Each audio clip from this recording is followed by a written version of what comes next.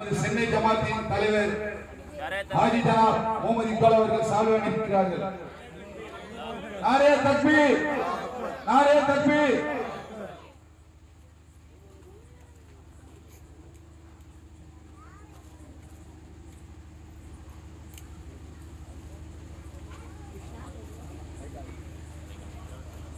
चिच्चे photo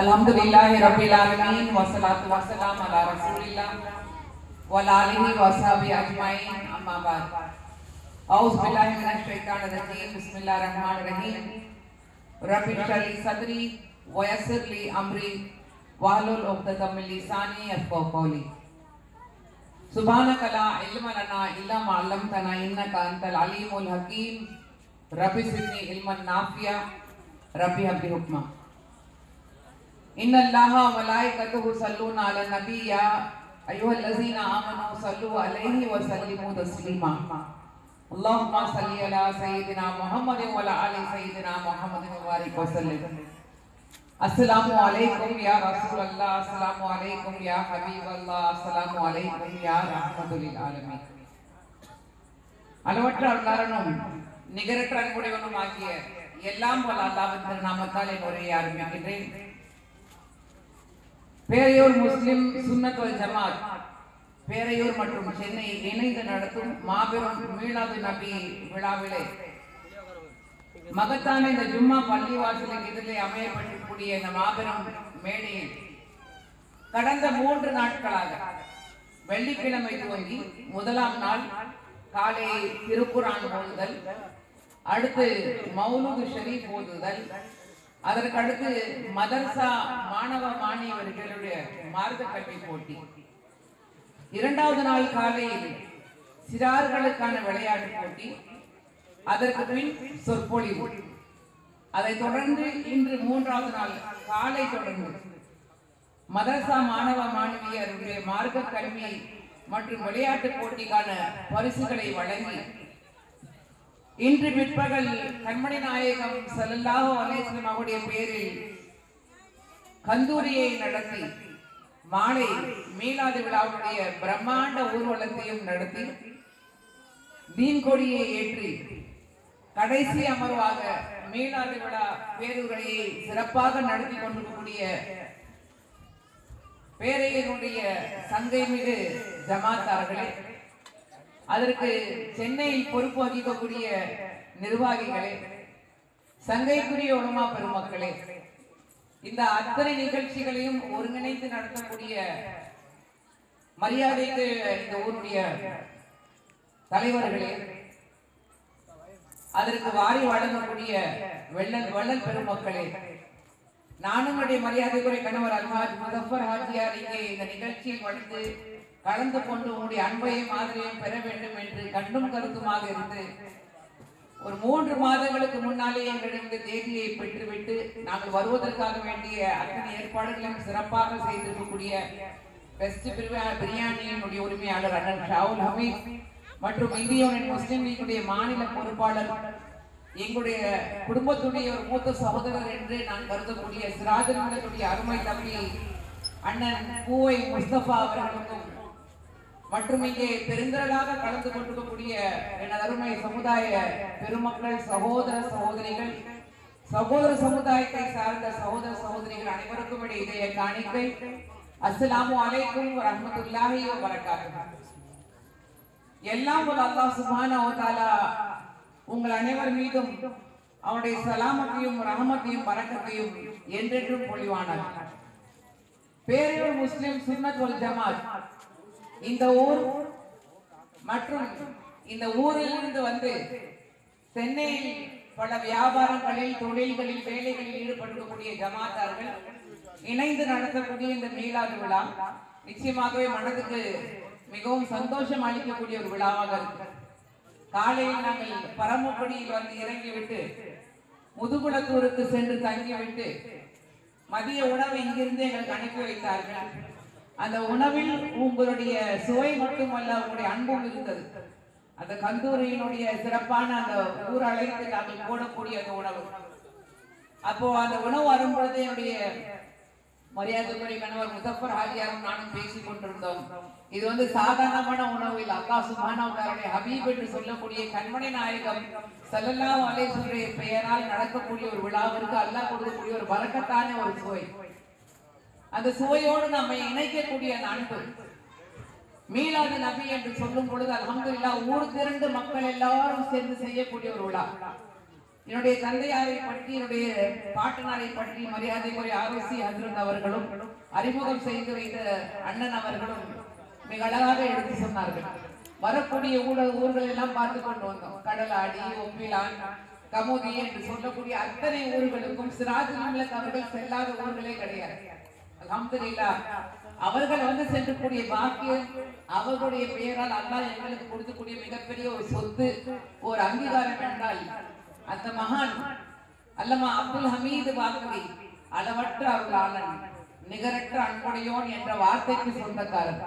பிஸ்மில்லாஹிர் ரஹ்மானிர் ரஹீம் என்று ஓதிக்கொண்டிருந்த தமிழ் சமுதாயத்திற்கு அதனுடைய பொருளை கற்றுத்தந்த அல்லமா அப்துல் ஹமீது பாக்கவி என்ற மகான், அவங்களுடைய அருமை மகனார் என்னுடைய தந்தையார் இந்திய யூனியன் முஸ்லிம் லீக்கு மட்டுமல்ல இந்த நாட்டுக்கும் இந்த சமுதாயத்திற்கும் என்று தன்னுடைய வாழ்க்கையை அர்ப்பணித்த சிராஜுல் மில்லத்துடைய பொருளை கூட சொல்லி காட்டினார்கள் ஆகா அப்துல் சமத் சாஹிப்.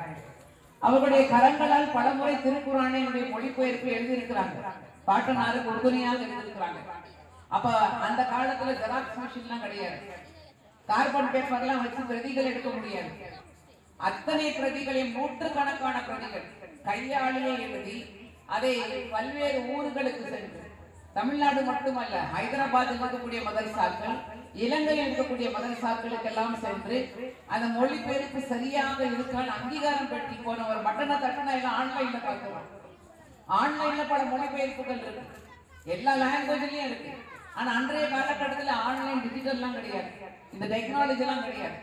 அப்ப அங்கே சென்று அவர்களுடைய அங்கீகாரத்தை பெற்றுவிட்டு அவர்கள் சரி என்று சொல்வதை ஏற்றுக்கொண்டு இல்லை இதை திருத்தம் பண்ணும் என்று சொன்ன பிறகு திருத்தத்தை பண்ணி மறுபடியும் பிரதி எடுத்துக்கொண்டு போய் அவருடைய அங்கீகாரத்தை பெற்றுவிட்டு வந்து அந்த திருக்குர்ஆனை வெளியிட்டார்கள் என்றால் அல்லாஹ் அந்த பாக்கியம்.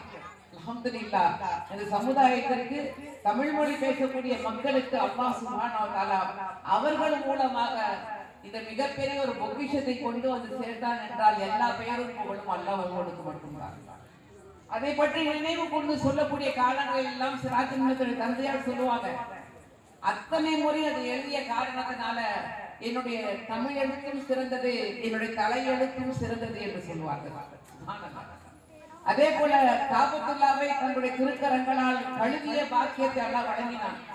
அதை பற்றி அவர்கள் நினைவு கூறும் பொழுது நான் சின்ன பிள்ளை, எங்க 5 பேர் நாங்க, 3 மூத்த சகோதரர்கள், அதற்கு பிறகு ஒரு சகோதரி, ஒரு 7 ஆண்டுகளுக்கு பிறகு கடைக்குட்டியாக நான் பிறந்தேன். அப்ப எல்லாத்தையும் வந்து ரொம்ப தைரியமா பேசுவோம் அவங்க கிட்ட.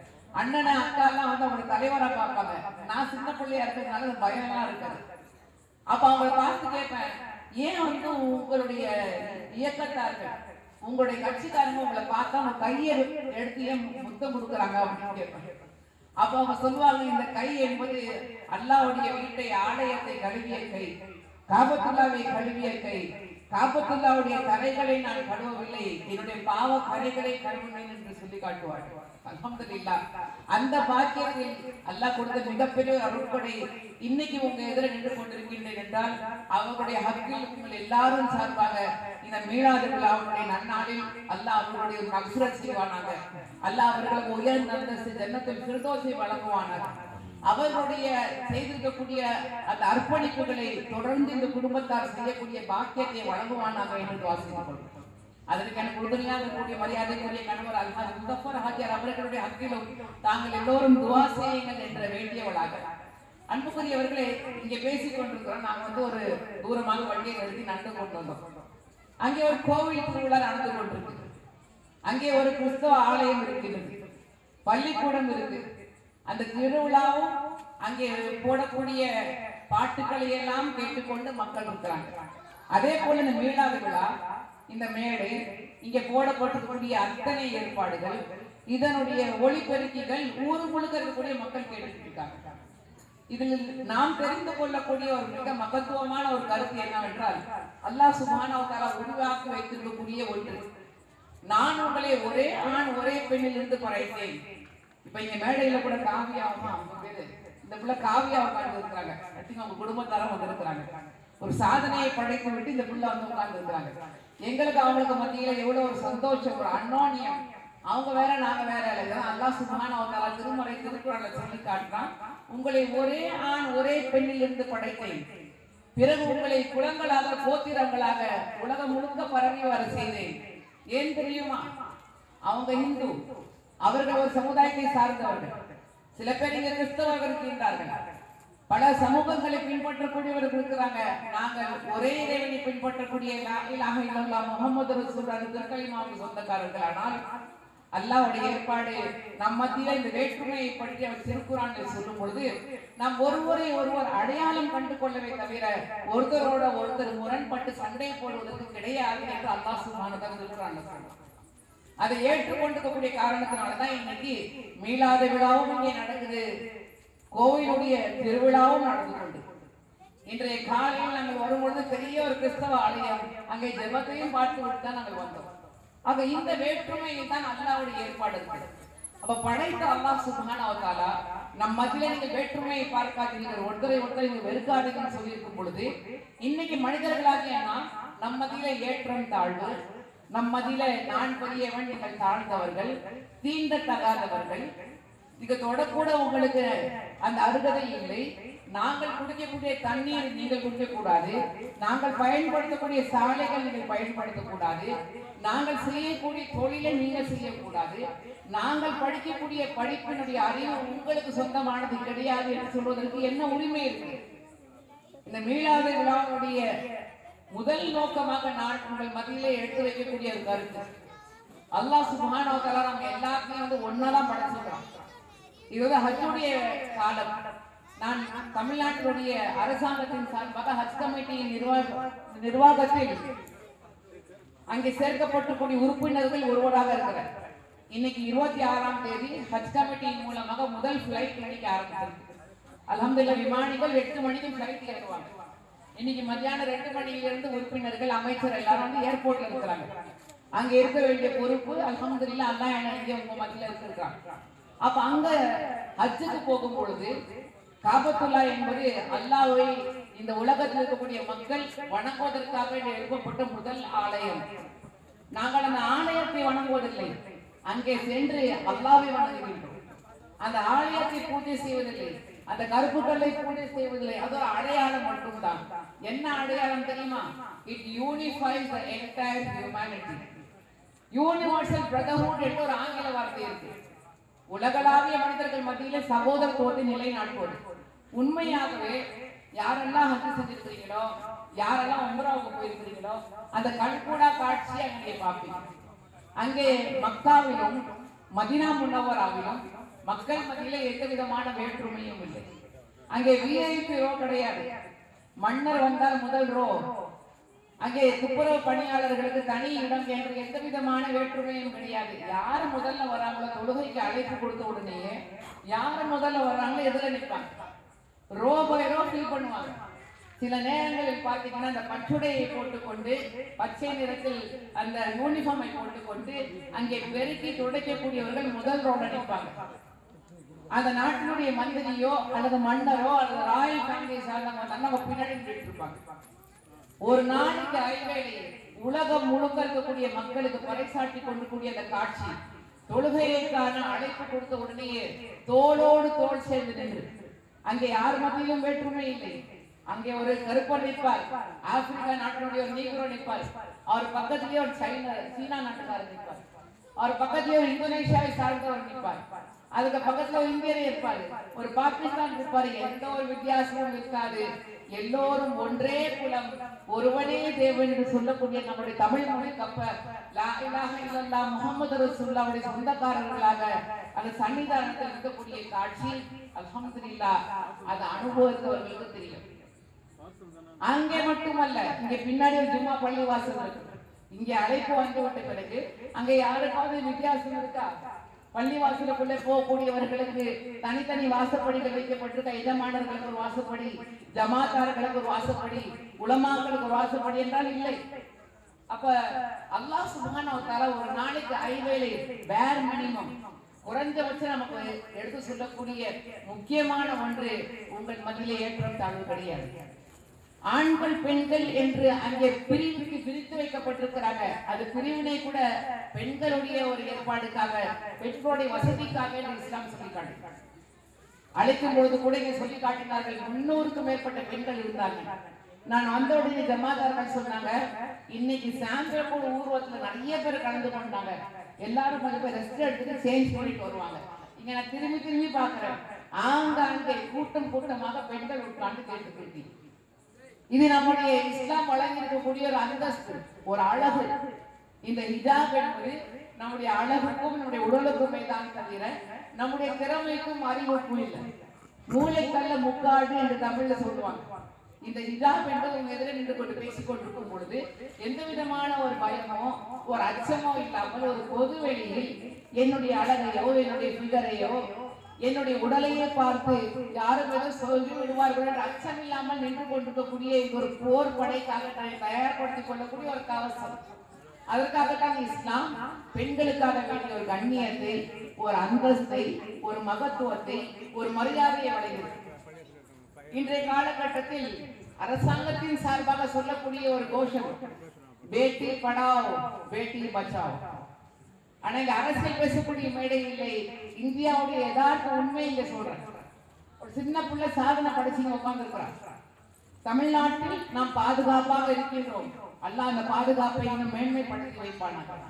ஆனால் வட மாநிலங்களில் நடக்கக்கூடிய அநியாயம், அக்கிரமம், பெண் சிசு கொலை, பெண்கள் மீது நடக்கக்கூடிய அக்கிரமம், பெண்கள் மீது நடக்கக்கூடிய பாலியல் வன்கொடுமைகள் எந்த அளவுக்கு இருக்கின்றது என்றால், இந்தியாவுடைய பெயரு உலக நாடுகளில் பெண்கள் வாழ்வதற்கு அபாயகரமான நாடுகளுடைய பட்டியலில் இந்தியா ஃபர்ஸ்ட் ரேங்க்ல.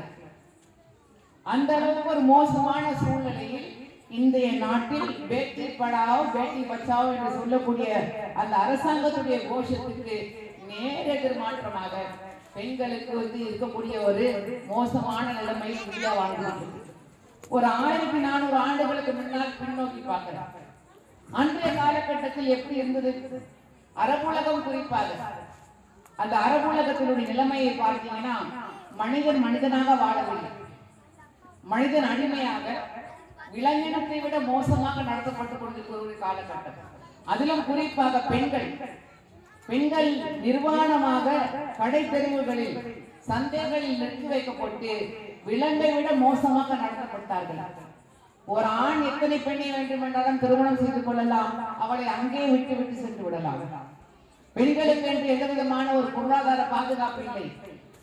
பொது வாழ்க்கையில் அவர்கள் பங்கேற்பதற்கு எந்த விதமான ஒரு உரிமையும் இல்லாத ஒரு காலகட்டத்தில் தான் அல்லாஹ் சுப்ஹானஹு வ தஆலா கண்மணி நாயகம் ஸல்லல்லாஹு அலைஹி வஸல்லம் அவர்களை தேர்ந்தெடுத்தான். தன்னுடைய இறுதி நபியாக, தன்னுடைய தஹா நபியாக, தன்னுடைய யாசீன் நபியாக, தன்னுடைய ஹபீபாக, அவ்வளு நபி, ஆஹிரு நபி, ஹாத்தமுன் நபி, the seal of all prophets என்று சொல்லக்கூடிய நம்முடைய ஈருலகத்தினுடைய சர்தார் கண்மணி நாயகம் ஸல்லல்லாஹு அலைஹி வஸல்லம் அவர்கள் மக்கமா நகரில் இருக்கக்கூடிய அந்த ஜபல் நூர் என்று சொல்லக்கூடிய அந்த மலையின் மீது ஹிரா குகையில் அமர்ந்திருக்கக்கூடிய ஒரு தருணம். அந்த சம்பவத்துக்கு போவதற்கு முன்னால் அவர்கள் ஏன் அங்க உட்கார்ந்தாங்க? அல்லாஹ் வஹி அனுப்பினான் என்று நம்ம நேரடியா போறோம். ஆனா அவங்க போய் ஏன் அந்த இடத்தில் உட்கார்ந்தார்கள்? அவர்கள் போய் தனியாக இருந்த காரணம் என்ன? அவர்கள் யாருமே வேண்டாம் எனக்கு, நான் போய் இந்த மலை மேல அந்த குகையில உட்கார்றேன்னு சொன்ன காரணம் என்ன? அல்லாஹ் சுப்ஹானஹு வ தஆலா திருமறை திருக்குர்ஆனை சொல்கின்றான், அஃபலாயத தப்பரூனல் குர்ஆன். அந்த குர்ஆனை பற்றி அல்லாஹ் அறிமுகம் செய்யும் பொழுது ஜிக்ருலில் ஆலமீன் சொல்றான். இது முஸ்லிம்களுக்கு மட்டும் அனுப்பப்பட்ட ஒரு வேதம் கிடையாது, உலக மக்கள் அனைவருக்கும் இது ஒரு நினைவூட்டல், இது ஒரு வழிகாட்டின்னு சொல்றான். அப்ப அந்த ஜிக்ருலில் ஆலமீனை பற்றி நீங்கள் கண்மூடித்தனமாக நீங்க படிக்காதீங்க. இங்க ஒரு அழகான கிராத்தை ஒரு இளைஞர் ஓதுனார், ரொம்ப சந்தோஷமா இருந்துச்சு கேட்டது. அல்லாஹ் சுப்ஹானஹு வ தஆலா கிராத்தோடு நீங்கள் அந்த தஜ்வீதோடு ஓதும் பொழுது அதே நேரத்தில் அதனுடைய பொருளையும் உணர்ந்து கொள்ளுங்கள்னு சொல்றான். அதுல உங்களுக்கு படிப்படி இருக்குன்னு சொல்றான் அல்லாஹ் சுப்ஹானஹு வ தஆலா. அது உங்களுக்கு வழிகாட்டி இருக்குன்னு சொல்றாங்க அல்லாஹ் சுப்ஹானஹு வ தஆலா. அப்ப அந்த வழிகாட்டுதலின்படி ஒண்ணே உங்களுக்கு சொல்லப்பட்டதுன்னா அதை பற்றி சிந்தியுங்க. ponder upon what is being conveyed to you. உங்களுக்கு எது சொல்லப்படுதோ அதை பத்தி யோசிக்கணும், அதை பத்தி கேள்வி கேட்கணும், அதை பத்தி பல்வேறு கோணங்களில் நீங்க சிந்திச்சு பார்க்கணும். அப்ப கண்மணி நாயகம் ஸல்லல்லாஹு அலைஹி வஸல்லம் ஏன் போய் ஹிரா குகையில இருந்தாங்க, ஏன் போய் ஜபல் நூர் என்று சொல்லக்கூடிய அந்த மலை, யாரெல்லாம் மக்காவுக்கு போயிருக்கோமோ ஜியாரத்தை கூட்டிட்டு போவாங்க. அப்ப ஜியாரத்துக்கு போகும் பொழுது அதை அப்படியே பிரமிச்சு பார்ப்போம். சாதாரணமாக மனிதர்கள் ஏறக்கூடிய ஒரு மலை கிடையாது.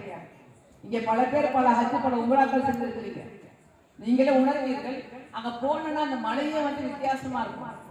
அந்த மலை ஏறுவதற்கு அல்லாஹ்வுடைய கிருபையினால் அல்ஹம்துலில்லாஹ் எங்களுடைய சொந்த நிறுவனங்கள் மில்லத் ஹஜ் சர்வீஸ், அகமது வல் டிராவல்ஸ் ரெண்டும் ஹஜ்ஜினுடைய லைசன்ஸ். அல்லாஹ்வுடைய பெருங்கிருபையினாலே முஸஃபர் ஹாஜியார் 30 வருஷங்கள் ஹஜ் பண்ணியிருக்கிறாங்க. அல்ஹம்துலில்லாஹ் நான் ஒரு 20 வருஷம் ஹஜ் பண்ணியிருக்கேன். இது எங்களுடைய முன்னோர்கள் தந்த ஒரு துவா, உங்க எல்லாருடைய ஒரு பாக்கியம் அல்ல அதை வழங்கியிருக்கிறாங்க. ஹாஜிகளுடைய குடும்பத்தில் நாங்கள் இருக்கிறோம். இன்ஷா அல்லாஹ் அடுத்த மாதம் 10ஆம் தேதி ஹஜ்ஜுக்கு புறப்படுறாங்க நம்ம குரூப். அப்ப ஹாஜிகளுக்கு போகும்போது சாதாரணமான மேலே ஏறி போயிட முடியாது. அந்த மலை ஏறுறதுக்கு கிட்டத்தட்ட 2 மணி நேரம், கீழே ஏறணும்னா 1.5 மணி நேரம்.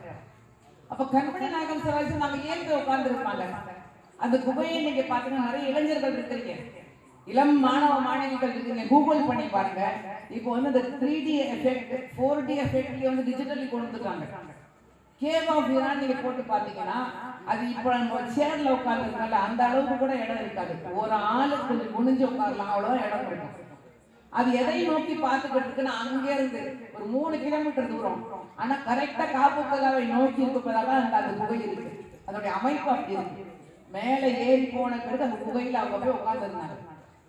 ஏன் உட்கார்ந்தார்கள் என்றால் அங்க இருக்கிற உலமா பெருமக்கள் தப்சீர்களில் தர்ஜுமாக்களில் கிதாபுகளில் எழுதுறாங்க. அவங்களுடைய பாட்டனாரும் அங்கே சென்று உட்கார்ந்து பழக்கத்தை உண்டாக்கி வைத்திருந்தார்கள். ஏன் போய் உட்கார்ந்தார்கள் என்றால் கண்மணி நாயகம் ஸல்லல்லாஹு அலைஹி வஸல்லம் அன்ற காலகட்டத்துல அவர்கள் வந்து அல்லாஹ்வுடைய தேடலில் இருந்தார்கள். நாம் யாரால படைக்கப்பட்டிருக்கிறோம், நம்ம படைச்சவன் யாரு, நம்ம இந்த நாட்டுல இந்த உலகத்துல எப்படி வாழணும், இந்த உலகத்துல வந்து பிறரோடு நம்ம எப்படி பழகணும், நம்முடைய இந்த வாழ்க்கையினுடைய நியதி என்ன, நம்முடைய வழிகாட்டி எது, இந்த உலகத்துல இருந்து மௌத்தா போன பிறகு இறந்து விட்ட பிறகு எங்கே போக போறோம். உலமா பெருமக்களுடைய ஒரு பெரிய தலைப்பு இது, ஆழ்கடல், தௌஹீத், ரிசாலத், ஆகிரத், 3 வார்த்தை. இது வந்து பெருங்கடல். இது நேரம் இல்லை, நான் அப்படியே டச் என்போம் உங்ககிட்ட. ஏன்னா இது அறிவார்ந்த ஒரு ஆடியன்ஸ். 3 நாட்களாக பல பயான்களை கேட்டுக்கிட்டு இருக்கீங்க. அல்ஹம்துலில்லாஹ் ஒரு ஸ்மால் டிப் ஆஃப் தி ஐஸ்பர்க்னு சொல்லுவாங்க, மேலோட்டமாக சொல்றேன். எங்களை படைத்தவன் யார், அந்த தேடல். வாழ்க்கை எப்படி வாழ வேண்டும், அதனுடைய தேடல். வாழ்ந்து விட்ட பிறகு நாம் எங்கே போகிறோம், இந்த क्वेश्चனுக்கு ஆன்சரை தேடிக்கிட்டு மக்களோட இருந்தா ஆன்சர் கிடைக்காது. அப்ப தனிச்சிருக்கிறாங்க. சிராஜுல் அழகாக சொல்லுவார்கள், தனித்திருந்து பசித்திருந்து விழித்திருந்தார்கள். அந்த நேரத்தில் அல்லாஹ் சுப்ஹானஹு வ தஆலாவுடைய உலகத்தை புரட்டி போடக்கூடிய சங்கநாதத்தினுடைய முதல் வஹி அருளப்பட்டது. இக்ரா பிஸ்மி ரப்பிக்கல் லஸீ கலக் கலகல் இன்சான மின் அலக் இக்ரா வ ரப்புக்கல் அக்ரம் அல்லஸீ அல்லம பில் கலம் அல்லமல் இன்சான மா லம் யஅலம். முதலில் திருமறை திருக்குர்ஆனுடைய அருளப்பட்ட 5 வசனங்கள், 5 ஆயத்துகள். இந்த 5 ஆயத்துகளை நீங்க பார்த்தீங்கன்னா இந்த தேடலினுடைய முதல் அஸ்திவாரத்தை அல்லாஹ் போடுறான். அஸ்திவாரத்துடைய முதல் செங்கல் வேண்டாம் அல்லாஹ் எதை வச்சு வைக்கிறான் தெரியுமா? இக்ரா. நீங்க படிங்க, நீங்க அறிவுடையவர்களாக ஆகுங்க. Read in the name of Allah. இக்ரா பிஸ்மி ரப்பிக்கல் லஸீ கலக். படிங்க, உங்களை படைத்த இறைவனின் பெயரால் படிங்க. ரப்பிக்கல் லஸீ கலக். இக்ரா பிஸ்மி ரப்பிக்கல் லஸீ கலக். நீங்க படிங்க, உங்களை யாரு படைச்சிருக்கானோ அவங்களுடைய பெயரால் நீங்க படிங்க. இக்ரா வ ரப்புக்கல் அக்ரம். உங்களை படைத்தவன் எப்படிப்பட்டவன் தெரியுமா? அண்ட சராசரத்தை படைத்து பரிபாலித்து ரட்சித்து பாதுகாத்து உணவளித்து வழிவகுக்கக்கூடியவன் அவன் ஒருவன் மட்டும்தான். அவன் மகத்துவத்துக்கெல்லாம் சொந்தக்காரன். அவனுடைய பெயரால் நீங்கள் படியுங்கள். பிஸ்மில்லாஹிர் ரஹ்மானிர் ரஹீம். அல்ஹம்துலில்லாஹ்.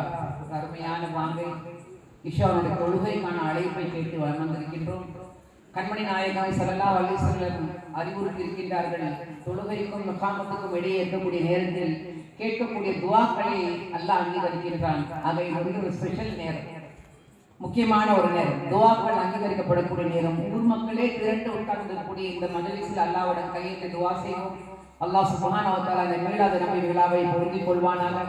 இதற்காக யாரெல்லாம் உழைத்திருக்கின்றார்களோ, யாரெல்லாம் இதனுடைய ஏற்பாடுகளை செய்திருக்கின்றார்களோ, யாரெல்லாம் இதற்கு வாரி வழங்கி இருக்கின்றார்களோ, அல்லாஹ் சுப்ஹானஹு வ தஆலா மகத்தான நற்கூலியை இம்மையிலும் மறுமையிலும் அவர்களுக்கு எல்லை இல்லாமல் வழங்குவானாக.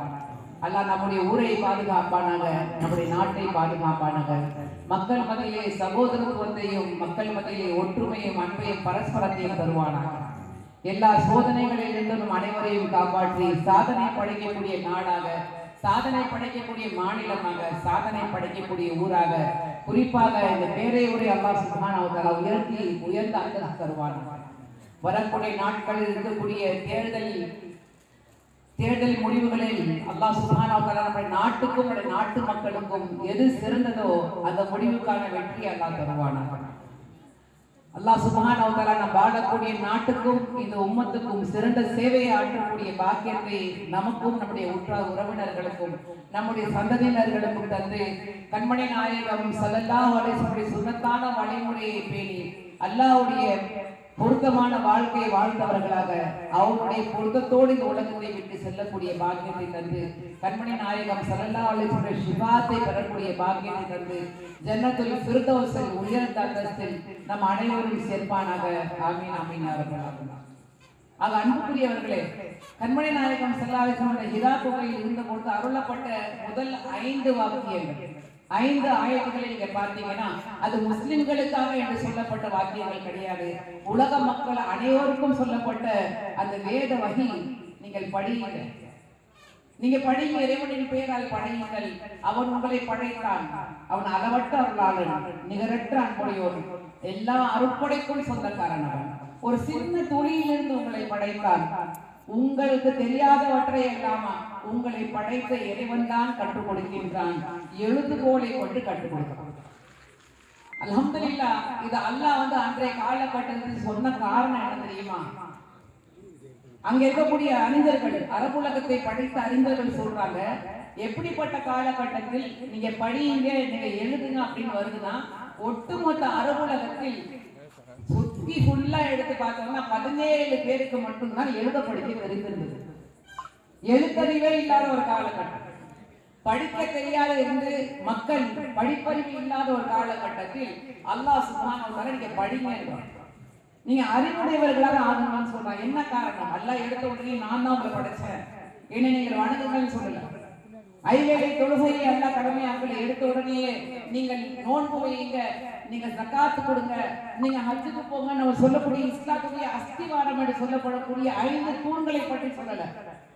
இந்த 5 எதுவும் தொடாம அல்லாஹ் சுப்ஹானஹு வ தஆலா மக்களை பார்த்து மனிதர்களாக மட்டுமல்ல, அவன் மனிதனாக ஆக வேண்டும் என்றால் அவனுக்கு அறிவு இருக்க வேண்டும் என்பதற்காக வலியுறுத்தி, இதுல பெருந்தலாக இங்க பெண்கள் வந்திருக்கிறீங்க, ஜமாத்தார்கள் சந்தோஷப்படுவாங்க. பெண்கள் வர வேண்டும் என்று அழைச்சிக்கிட்டே இருந்தாங்க. அல்ஹம்துலில்லாஹ் பெருந்தலா இங்கே மட்டும் அங்கெல்லாம் பார்த்துட்டு தான் இருக்கிற பெண்கள் மாஷாஅல்லாஹ் கூட்டமா உட்கார்ந்துருக்கீங்க. இதுல சிறப்பு என்ன தெரியுமா?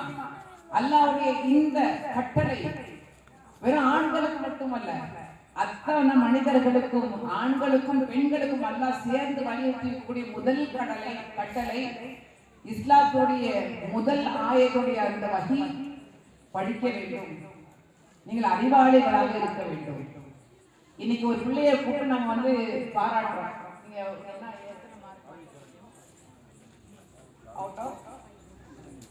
எல்லாரும் பிள்ளைகள் நிறைய பிரார்த்தனை செய்யணும். அது குடும்பத்துக்கு மனமார்ந்த வாழ்த்துக்கள். 500க்கு ஒரே ஒரு மார்க் மட்டும் தான் கம்மி.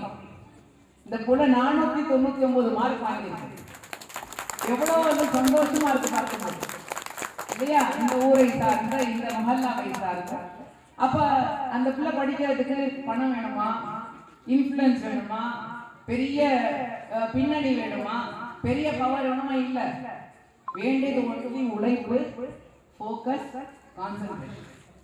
எனக்கு ரொம்ப சந்தோஷமா இருந்துச்சு இந்த அழைப்பை பார்த்த உடனே. வெறும் வந்து மார்க்க பேச்சு போட்டி மட்டும் வைக்காம, மார்க்க கல்வி போட்டி மட்டும் வைக்காம, சிறார்களுக்காக வேண்டிய விளையாட்டு போட்டி வச்சிருக்கீங்க. ஜமாத்தார்களை மனமாற நான் பாராட்டுறேன். வெறும் அறிவு மட்டுமல்ல, உடலையும் சரிப்படுத்திக் கொள்ள வேண்டும், உடலையும் திடப்படுத்திக் கொள்ள வேண்டும். குறிப்பாக தமிழ்நாட்டில் நீங்க பாத்தீங்கன்னா விளையாட்டு துறைக்கு நம்ம முதலமைச்சருடைய மகனையே வந்து அமைச்சராக போட்டிருக்காங்க. பல விளையாட்டுகளை என்கரேஜ் பண்ணிக்கிட்டு இருக்காங்க. நாங்க வரும்போது பேசிக்கிட்டு வந்தோம், சகோதரர் வண்டி வந்தாங்க, அவங்க கிட்ட பேசிக்கிட்டு வந்தோம். ஏன் நிறைய இளைஞர்கள் இருக்கீங்க, உங்ககிட்ட சொல்லிட்டு போனது என்னுடைய கடமை. உங்களை வந்து மட்டம் தட்டவோ அல்லது குறை பேசுவதற்காக கிடையாது. விளையாட்டு துறையில வந்து நம்முடைய மாணவர்கள் எவ்வளவு கவனம் செலுத்துறாங்கன்னா இல்ல, இளைஞர்கள் கவனம் செலுத்துறாங்கன்னா இல்ல, அவருடைய முழு கவனம் ஒண்ணு மொபைலு, அடுத்தது சாப்பாடு கடை, ரெண்டுல தான் கவனம் இருக்கு. இளம் பெண்கள் எதுல கவனம் இருக்கு? நல்ல சீலையை வாங்கணும், நல்ல ட்ரெஸ்ல வாங்கணும், ஆன்லைன்ல ஷாப்பிங் எதுல இருக்கு, எதுல சேல் இருக்கு, அடுத்தது நல்லா சமைக்கணும். Muslim women are Barbie dolls இப்படி வர்ணிக்கிறாங்க. முஸ்லிம் பெண்களா அழகா ட்ரெஸ் பண்ணுவாங்க. அடுத்தது Muslim women biryani making machine, baby making machine. முஸ்லிம் பெண்கள் நல்ல பிரியாணி சமைக்கணும், நல்ல குழந்தையை பெற்றுக் கொடுக்கணும். आंगन पहनने के लिए शेरवानी, खाने के लिए बिरयानी, मगर हालात है परेशानी. शेरवानी போட்டு நவாபுகள் எல்லாரும் நல்ல சாப்பாடு பிரியாணி, ஆனா நிலைமை என்ன? பரேஷானி. உருதுல இருக்கக்கூடிய ஒரு சொல் டென்ஷன்ல வந்துட்டு இருக்காங்க. அப்ப பெண்கள் மத்தியிலும் ஆண்கள் மத்தியிலும் இன்னைக்கு இக்ரா பிஸ்மி ரப்பிக்கல்லதி கலக்கன்னு சொல்லக்கூடிய முதல் கட்டளை. இந்த அழகான ஒரு ஊர், இவ்வளவு நல்ல ஒரு கட்டமைப்பு, எல்லாரும் சேர்ந்து வாழ்ந்துட்டு இருக்கோம். இந்த கூட்டத்துல நம்ம மத்தியில எத்தனை ஐஏஎஸ் உருவாக்கி இருக்கிறோம், எத்தனை ஐபிஎஸ் ஆபீசர் உருவாக்கி இருக்கிறோம், எத்தனை ஐஏஎஸ் ஆபீசர் உருவாக்கி இருக்கிறோம். அரசு அதிகாரத்தில் நம்மள ஆண்கள் பெண்கள் எத்தனை பேர் இருக்கிறோம்? குரூப் 1, குரூப் 2, குரூப் 3, குரூப் 4 எத்தனை பேர் இன்னைக்கு அரசு உத்தியோகத்துல சம்பளம் வாங்கிட்டு இருக்கிறோம்? சகோதரர்கிட்ட பேசிக்கிட்டு இருக்கும்போது சொன்னாரு, பேங்க் அக்கௌண்ட் ஓபன் பண்ண போனேன், என் பணத்தை வச்சு அக்கௌண்ட் ஓபன் பண்றதுக்கு போனா, இல்ல பை உங்களுக்கு எல்லாம் அக்கௌண்ட் ஓபன் பண்ணி தர முடியாது பை. சண்டை போட்டு கேட்டிருக்காரு, ஏன் ஓபன் பண்ண முடியாது? இல்ல இதெல்லாம் தப்பா பயன்படுத்திக்கிறாங்க. ஏன் அந்த பெயர்? இன்னைக்கு முஸ்லிம்களை பார்த்து எப்படிப்பட்ட ஒரு அபிப்பிராயம்? முஸ்லிம்னா யாரு சொல்றாங்க? முஸ்லிம்ல என்ன பேர் வச்சிருக்காங்க? இது மீளாத மேடை, மறைக்கிறதுக்கு ஒண்ணே இல்லை. வெளிப்படையாக நீங்க உலகம் முழுக்க Muslim are fundamentalist, Muslims are terrorist. ஏன் இப்படிப்பட்ட ஒரு அபிப்பிராயம்? சரி, இஸ்ரேல் உருவாக்குறான், யூதர்கள் உருவாக்குறாங்க, மீடியாவை கையில இருக்கு, நம்ம எதிர்த்து சங்கத்தின் சங்கிகள் உருவாக்குறாங்க அப்படின்னு சொல்லும் பொழுது நான் கேட்கிறேன், மற்றவர்கள் நம்ம திருப்பி காட்டிக்கிறதுக்கு நம்ம என்ன பண்ணிக்கிட்டு இருக்கிறோம்? நம்ம என்ன பண்ணணும்? நீங்க போய் சண்டை போட தேவையில்லை, நீங்க போய் வாக்குவாதம் செய்ய தேவையில்லை. எலெக்ஷன் நடந்துச்சு, நான் வந்து சென்னையினுடைய எக்மோர் வார்டுடைய கவுன்சிலர், இந்து அறநிலையத்துறை அமைச்சர் தான் என்னுடைய பொறுப்பு. அவர் என்ன கூப்பிட்டு என்ன சொன்னார் தெரியுமா? அவர் வந்து துறைமுகம் என்று சொல்லக்கூடிய சென்னையில் இருக்கக்கூடிய அந்த தொகுதியினுடைய எம்எல்ஏ, அதுக்கு பிறகுதான் அமைச்சர். அப்ப அவர் சொன்னார் என்கிட்ட, அண்ணன் சேகர் பாபு மாண்புமிகு அமைச்சர் கூப்பிட்டு சொன்னாரு, துறைமுகத்துல தமிழ்நாட்டில் நீங்க பாத்தீங்கன்னா அதிகமாக முஸ்லிம்கள் வாழக்கூடிய சில தொகுதிகள் இருக்கு. சேப்பாக்கம், ஆயிரம் விளக்கு, திருவள்ளிக்கேணி, துறைமுகம்லாம் முஸ்லிம்கள் அதிகமாக வாழக்கூடிய தொகுதி. அவர் சொல்றாரு, துறைமுகம் அவருடைய தொகுதியில 24,000 ஓட்டர்ஸ் முஸ்லிம்கள் மட்டுமே. ஆனா எத்தனை பேர் ஓட்டு போடுறாங்க தெரியுமா? அவர் சொல்றாரு 12,000 பேர் மட்டும் தான் ஓட்டு போடுறாங்க. 50% தான் ஓட்டு போடுறாங்க. அதுலயும் பெண்கள் வந்து ஓட்டே போடுறது கிடையாது. இப்ப கடந்த மாதம் தேர்தல் நடந்துச்சு, நம்மள எத்தனை பேர் ஓட்டு போட போனோம்? அப்ப நம்மளுடைய நிலைமை இன்னைக்கு ஏன் இப்படி இருக்குன்னா, நம்மளை பார்த்து இப்படி எல்லாம் ஒரு தவறான பெயரை சொல்றாங்க, தவறான அபிப்பிராயம் வச்சிருக்கிறாங்க. ஒரு பேங்க் அக்கௌண்ட் ஓபன் பண்ண முடியல, ஒரு அரசு ஸ்வீப்பரா கூட வர முடியல, கிளர்க்கா வர முடியல, பியூனா வர முடியல. ஏன் காரணம் தெரியுமா? அவர்கள் சூழ்ச்சி செய்கின்றார்கள். ஆனால் அந்த சூழ்ச்சிக்கு எதிர்த்து நாம் என்ன செய்து கொண்டிருக்கின்றோம்? நம்ம கிட்ட இக்ரா இருக்கா? நாங்க படிக்கிறோமா? நம்ம உழைக்க தயாராக இருக்கின்றோமா? வியர்வை சிந்த தயாராக இருக்கின்றோமா? பேர் மினிமம். ஷாஹின் பாக் உங்க எல்லாருக்கும் தெரியும், சிஏஏ என்ஆர்சி என்பிஆருடைய பெரிய போராட்டம் நடந்துச்சு. அகில இந்திய முஸ்லிம் தனியார் சட்ட வாரியத்துடைய எக்ஸிகியூட்டிவ் கமிட்டி மெம்பர். அதனால அகில இந்திய பொறுப்பு கொடுத்திருந்தாங்க. சிஏஏ என்ஆர்சி என்பிஆரை எதிர்த்து முதல்ல வழக்கு போட்ட இயக்கம் இந்திய யூனியன் முஸ்லிம் லீக். அது சுப்ரீம் கோர்ட்ல வழக்கு இன்னும் போயிட்டு தான் இருக்கு. அந்த நேரத்தில் ஷாஹின் பாக் இந்தியா முழுக்க பெண்கள் கலந்து கொண்ட போராட்டங்கள், பெருமளவுல முஸ்லிம் பெண்கள் கலந்து கொண்டார்கள். 200 போராட்டங்கள்ல கிட்டத்தட்ட 100 கேம்ப்ல நான் கலந்துக்கிட்டேன். போகக்கூடிய இடங்கள் எல்லாம் நான் சொல்லக்கூடிய கருத்து ஒன்று மட்டும் தான் இருந்துச்சு. ஷாஹின் பாகுக்கு இந்த அளவுக்கு கூட்டமா வர்றீங்களே என்னுடைய அருமை சமுதாயக்காரர்களே. இப்ப கூட கொஞ்ச நேரத்துக்கு முன்னாடி பாங்கு கேட்டோம், ஜும்மாவுக்கு நிரம்பி வழியக்கூடிய பள்ளிவாசல்கள் ஏன் ஃபஜருக்கு நிரம்பி வழிய மாட்டேங்குது? பல ஊர்களில் பள்ளிவாசல் திறப்பு விழாவிலே நான் சொல்லக்கூடிய கருத்து, அல்லாவுக்காக வேண்டி பள்ளிவாசல்கள் திறப்பதோடு கூடவே பள்ளிக்கூடங்களை திறங்கள். இந்த சமுதாயத்துக்கிட்ட படிப்பறிவும் இல்லை, மார்க்க அறிவும் இல்லை. இங்கே ஜும்மா தொழுகைக்கு வரக்கூடிய கூட்டம் ஏன் ஃபஜர் தொழுகைக்கு வர மாட்டேங்குது? ஜும்மாவுடைய தொஹருக்கு வரக்கூடிய கூட்டம் ஏன் ஜும்மாவுடைய அசருக்கு வர மாட்டேங்குது? ஜும்மாவுடைய மகரிக்கு வர மாட்டேங்குது? வாரத்துக்கு ஒரு முறை தான் தொழுங்க நல்லா சொல்லி இருக்கிறானா? இல்லையே.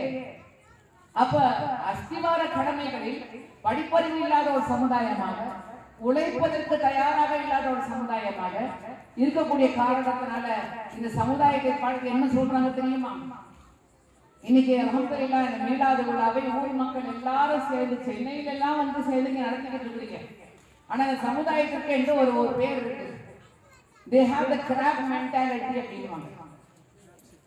The crab syndrome. Crab syndrome என்ன தெரியுமா? நண்டினுடைய மூளை, நண்டினுடைய பழக்கம். ஒரு பெரிய போட் இருந்துச்சு, வேடிக்கையா சொல்லுவாங்க. அதுல நண்டுகள் எல்லாம் பாதுகாத்து தட்டி பெரிய பெரிய அட்டைகளை போட்டு மூடி வச்சிருந்தாங்களா. ஆனா ஒரு டப்பு மட்டும் திறந்து வச்சிருந்தாங்க. என்ன காரணம்னு கேட்டீங்கன்னா, ஒன்றும் பிரச்சனையே இல்லை, ஒரு நண்டு மேல வந்துச்சுன்னா 10 நண்டு பிடிச்சி கீழே இழுக்கும், அதெல்லாம் முஸ்லிம் நண்டுகள் அப்படின்னாங்க. நம்ம மத்தியில் இருக்கக்கூடிய ஒற்றுமை இன்மை. நான் முன்னேறப்பட்டாலும் பரவாயில்லை, அவன் முன்னேறிடக்கூடாது. நான் நல்லா இருக்கணும் பரவாயில்லை, நான் நாசமா போனாலும் பரவாயில்லை, அவனும் நாசமா போகணும். இதையா இஸ்லாம் கற்றுக் கொடுத்துச்சு. ஒரே கிப்லா, ஒரே நபி, ஒரே வேத நூல், உம்மத்தை வாஹிதா என்று அல்லாஹ் சுப்ஹானஹு வ தஆலா இந்த சமுதாயத்தை பார்த்து நீங்கள் எல்லோரும் ஒரு உம்மத் என்று சொல்லக்கூடிய அந்தஸ்துக்கு சொந்தக்காரர்கள். கண்மணி நாயகம் ஸல்லல்லாஹு அலைஹி வஸல்லம் அவர்கள் இந்த உம்மத்தை பார்த்து நீங்கள் ஒரு உடம்பை போன்றவர்கள் அப்படின்னு சொன்னாங்க. என்ன காரணம்? இந்த சமுதாயம் ஒரு உடம்பை போன்றதுன்னு சொன்னாங்க. என்ன காரணம்? காலில் அடிபட்டுச்சுன்னா உடனே கை காலை போகும். எங்க அடிபட்டுக்கு ரத்தம் வருதா அப்படின்னு கை காலை பார்க்கணும். வாயில சத்தம் வரும், வலிக்கிறேன், வலி தாங்க முடியாமல் கண்ணிலிருந்து கண்ணீர் கொட்டின. இதுதான் உடம்பு. உடம்பினுடைய ஏதாவது ஒரு பாகத்துக்கு ஏதாவது ஒரு ஆச்சுன்னா முழு உடம்பே அதற்காக உடனே ரியாக்ஷன் பண்ணும். அப்படி காலில் அடிபட்டு உங்களுக்கு தெரியாமல் இருக்கு, உங்களுக்கு வலியம் தெரியல, அதை பத்தி யூ டோன்ட் கேர்னா அப்படின்னா என்ன அர்த்தம்? அந்த பாகத்துக்கு பக்கவாதம் அடிச்சுன்னு நடக்குது. பேரலைஸ்டு பாடி, உணர்வே இல்லை. கசாவுல நடக்குது, பாலஸ்தீனத்துல நடக்குது, எனக்கு என்ன? காஷ்மீரத்துல நடக்குது, எனக்கு என்ன? குஜராத்ல நடக்குது, எனக்கு என்ன? அங்கே இருக்கக்கூடியவர்களுடைய வழியை உணர்வதற்காகத்தான் இந்த சமுதாயத்தை ஒரு உம்மத்துன்னு சொல்றாங்க கண்மணி நாயகம் ஸல்லல்லாஹு அலைஹி வஸல்லம். வெறும் முஸ்லிம்களுக்கு மட்டுமல்ல, கண்மணி நாயகம் ஸல்லல்லாஹு அலைஹி வஸல்லம் சொல்றாங்க, நீங்கள் ஒரு அநியாயத்தை, ஒரு அக்கிரமத்தை நீங்கள் பார்த்தீர்கள் என்றால் உங்களுடைய முழு வலிமையை பயன்படுத்தி கையால் தடுத்து நிறுத்த பாருங்கள். உங்களுடைய கையை பயன்படுத்த முடியவில்லை, உங்களால் நேரடியாக சென்று அந்த வலிமையை திரட்ட இயலவில்லை என்றால் வாயால், குறைஞ்சபட்சம் வாயால சொல்லுங்க, இது அக்கிரமம், இது அநியாயம். அதுவும் செய்ய முடியலன்னா அட்லீஸ்ட் மனதால் நினைச்சு துவா செய்யுங்க. என்னடா இது அக்கிரமம் நடந்துகிட்டு இருக்கு, அநியாயம் நடந்துகிட்டு இருக்கு அப்படின்னு மனசால பேர் மினிமம் ஈமானை காப்பாற்றிக் கொள்வதற்கு. இன்னைக்கு எத்தனை அநியாயங்கள், எத்தனை அக்கிரமங்கள், எத்தனை கொடுமைகள் நடந்துகிட்டு இருக்கு. வேற முஸ்லிம்கள் மேலுக்கு மட்டுமல்ல, எல்லா மனிதர்கள் மீதும் நடக்கக்கூடிய கொடுமைகளை. எனக்கு என்ன ஆப்பத்தோட சட்னி இருக்கா, ஆப்பத்தோட கைமா இருக்கா, மத்தியானம் பிரியாணியா, மத்தியானம் நெய்ச்சோரா அப்படின்னு நம்ம பார்த்துட்டு இருந்தோம்னா, குண்டு சொன்னிக்குள்ளே குதிரையை ஓட்டிட்டு இருந்தோம், நல்லா நம்ம இதா படைச்சிருக்கிறோம். அல்லாஹ் இக்ரா பிஸ்மி ரப்பிக்கல் லஸீ கலக் என்று சொல்லும் பொழுது ஒரு மகத்தான ஒரு ஆயத், அறிவுடையவர்களுக்கான ஒரு ஆயத். இந்த முஸ்லிம்களுக்கு அல்லாஹ் சுப்ஹானஹு வ தஆலா யாரெல்லாம் லா இலாஹ இல்லா முஹம்மது ரசூலுல்லாஹ் சொந்தக்காரர்களோ அவர்களுக்கு அல்லாஹ் மிகப்பெரிய ஒரு விடுதலை கொடுக்கிறான். என்ன விடுதலை தெரியுமா? நீங்க யாருக்கும் பயப்பட தேவையில்லை, நீங்கள் யாருக்கும் அடிமைகள் இல்லை. அந்த காலகட்டத்தில் பெண்கள் உயிரோடு புதைக்கப்பட்ட காலகட்டம். பெண் பிள்ளை பிறந்தார்கள் என்றால் உயிரோடு புதைக்கப்பட்ட ஒரு காலகட்டம்.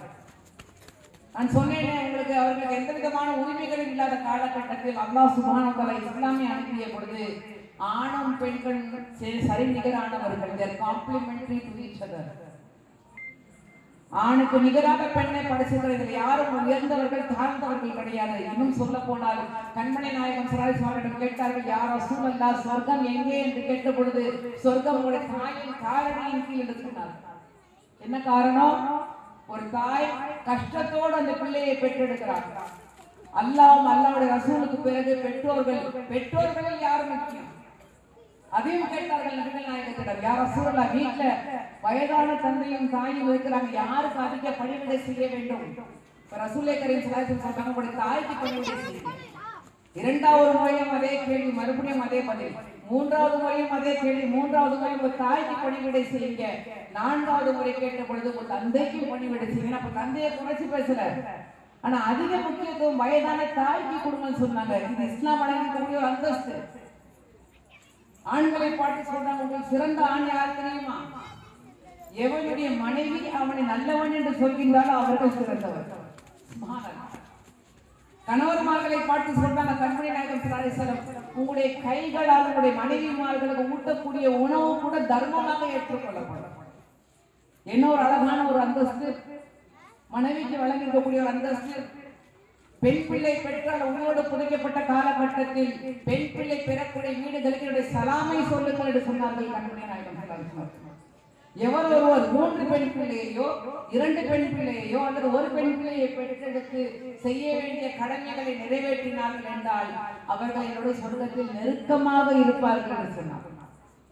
பெண் பிள்ளைகள் பெற்றோருடைய கையை பிடித்துக் கொண்டு சொர்க்கத்துக்கு அழைத்துக் கொண்டு போகக்கூடியவர்கள். பெண் பிள்ளைகள் பாக்கியமிக்கவர்கள். மகள்கள் பெறுவது உங்களுக்கு மிகப்பெரிய அருட்கொடை என்று சொல்லி காட்டினார்கள் கண்மணி நாயகம் ஸல்லல்லாஹு அலைஹி வஸல்லம். அப்போ ஒரு பெண் ஒரு தாயாக, மனைவியாக, மகளாக உயர்ந்த அந்தஸ்தை வழங்கியது இஸ்லாம். இன்னைக்கு human rights, woman rights, feminist organization, பெண் போராளிகள் எல்லாம் சொல்றாங்க. 14 நூற்றாண்டுகளுக்கு முன்பு மார்க்கத்துடைய கடமையாக்கியது இஸ்லாம். மனிதன் இன்னொரு மனிதனுக்கு அடிமை கிடையாது. அவன் பயப்பட வேண்டியது அவனை படைத்த அல்லாஹ் ஒருவனுக்கு மட்டும்தான். அந்த அல்லாஹ்வை பயப்பட்டானா யாருக்குமே பயப்பட தேவையில்லை. You fear Allah, you don't have to fear anything else. அப்ப fear of Allah, அல்லாஹ்வுடைய பயம் என்றால் என்ன? குன்தும் கைர உம்மத் உக்ரிஜத் லின்னாஸ். அல்லாஹ் கொடுத்திருக்கக்கூடிய அழகான ஒரு பட்டம். உம்மதி முஹம்மதி ஸல்லல்லாஹு அலைஹி வஸல்லத்தை பார்த்து அல்லாஹ் சொல்றான், படைக்கப்பட்ட அத்தனை சமுதாயத்திலும் நீங்கள் தான் சிறந்தவர்கள். ஏன் அல்லாஹ் அந்த அந்தஸ்தை ஏன் கொடுக்குறான்? உயர்ந்த அந்தஸ்து கொடுத்தா அல்லாஹ். ஆனா சற்று நேரத்துக்கு முன்னாடி உரையிலே சொல்லி காட்டினேன், கவர்மெண்ட் அங்கீகாரத்திலே நாங்க இல்லை, பவர் பாலிட்டிக்ஸ்லயே நாங்க இல்லை, படிப்புலயே நாங்க இல்லை, ஸ்போர்ட்ஸ்லயும் நாங்க இல்லை. எல்லாரும் எங்களை பார்த்து துரதிருஷ்டவசமாக மட்டம் தட்டி பேசுறாங்க. ஒரு பேங்க் அக்கௌண்ட் கூட ஓபன் பண்றதுக்கு இன்னைக்கு போராட்டம். சென்னையில வந்து பல வீடுகள் கிடைக்க மாட்டேங்குது. அந்த அளவுக்கு இன்னைக்கு அப்படி இருக்கிறோம். அல்லாஹ் எங்களை கைர உம்மத்துன்னு சொன்னானே, படைத்தவர்களே நீங்கள் தான் சிறந்த சமுதாயம் என்று சொன்னானே. ஆனா இந்த நேர் எதிர்மாற்றமாக ஏன் வாழ்ந்து கொண்டிருக்கின்றோம் என்றால், அல்லாஹ் குன்தும் கைர உம்மத் உக்ரிஜத் லின்னாஸ் தஅமருன பில் மஅரூஃப் வ தன்ஹவுன அனில் முன்கர். அல்லாஹ் வரவங்க படைத்தவர்களும் சிறந்தவர்கள் சொல்லி அல்லாஹ் முடிக்கல. எல்லா சமுதாயத்திலும் நீங்கள் தான் சிறந்தவர்கள் சொல்லிட்டு அல்லாஹ் முடிக்கல. அதோட ஆன்சர் சொல்றாங்க, ரீசன் சொல்றாங்க. why you are the best of nation created from mankind. You will invite people towards goodness and you will stop them from doing evil. அல்லாஹ் சொல்றாங்க, நீங்க மக்களை நன்மையின் பக்கம் அழைப்பீர்கள், மக்கள் தவறு செய்வதை நீங்க தடுப்பீர்கள். அப்பதான் நீங்க சிறந்த சமுதாயமாக ஆக முடியும். அப்ப நம்ம எத்தனை பேர் மக்களை நன்மையின் பக்கம் அழைக்கின்றோம்? மக்கள் தவறு செய்வதற்கு எத்தனை பேர் தடுக்கிறோம்? இதுவரை உலமாக்கள் செய்யக்கூடிய காரியம் கிடையாது. வெறும் தலைவர்களோ பேச்சாளர்களோ ஆர்வலர்களோ ஆக்டிவிஸ்டோ அவங்களுக்கு மட்டும் அல்லாஹ் பொறுப்பு கொடுக்கல. ஒவ்வொரு மனிதனுக்கும் ஒவ்வொரு உம்மத்தி முஹம்மதி ஸல்லல்லாஹு அலைஹி வஸல்லம் அத்தனை பேருக்கும் உங்களுக்கும் எனக்கும் அல்லாஹ் சொல்றார், நீங்க ஒவ்வொருவரும் செய்ய வேண்டிய காரியம் நன்மையின் பக்கம் அழைக்க வேண்டும், தீமை செய்வதற்கு தடுக்க வேண்டும். அப்பதான் you can become the best of all. அப்ப நன்மை என்னன்னு தெரிஞ்சிருக்கணும், தீமை என்னன்னு தெரிஞ்சிருக்கணும், நன்மையின் பக்கம் அழைக்க தெரிஞ்சிருக்கணும், மக்கள் தவறு செய்வதற்கு தடுக்க தெரிஞ்சிருக்கணும். ஒரு திருமணத்தை பற்றி பேசுறாங்கன்னா அந்த திருமணத்துக்கு கண்மணி நாயகம் ஸல்லல்லாஹு அலைஹி வஸல்லம் சொல்றாங்க, இன்னைக்கு நேர எதிர்மாற்றம். வேற ஊர்ல எப்படி எனக்கு தெரியாது, ஆனா பல ஊர்களில் நம்முடைய சமுதாயம் வாழக்கூடிய ஊர்களில்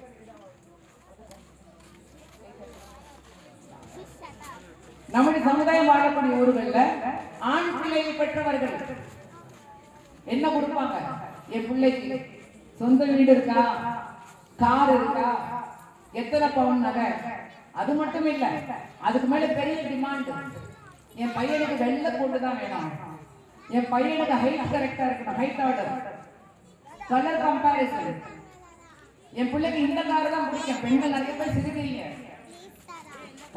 சிரிக்கிறீங்க, ஆனா நான் வேற ஊருன்னு சொல்ல, நான் சொல்லக்கூடிய வேற ஊரு. ஆண்கள் மீது நான் இந்த குறையை சொல்லவே முடியாது. இந்த மிகப்பெரிய ஒரு கொடுமைக்கு, வரதட்சணை கொடுமைக்கு அஸ்திவாரமாக இருப்பது ஒரு பெண்ணுடைய எதிரி இன்னொரு பெண் தான்.